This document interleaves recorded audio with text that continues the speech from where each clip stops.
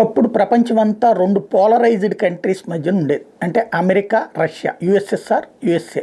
ఆ టైంలో భారత్ రష్యా గూట్లో ఉంటే పాకిస్తాన్ అమెరికా గూట్లో ఉండేది.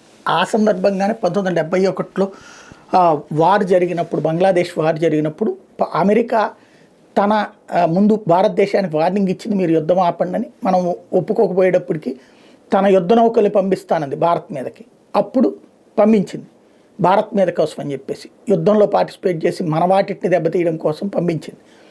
అయితే రష్యాకి సంబంధించినటువంటి యుద్ధ నౌక అమెరికా యుద్ధ నౌక అడ్డం పడింది. దాంతో అక్కడే ఆగిపోవాల్సి వచ్చింది. ఇది పాకిస్తాన్ ఇప్పుడు చైనా నుంచి కోరుకుంది. చైనా నుంచి అదే ఎక్స్పెక్ట్ చేసింది పాకిస్తాన్. తీరా చూస్తే ఇటు అమెరికానేమో భారత్తో స్నేహం, చైనానేమో తటస్థ సూత్రాన్ని పాటించింది.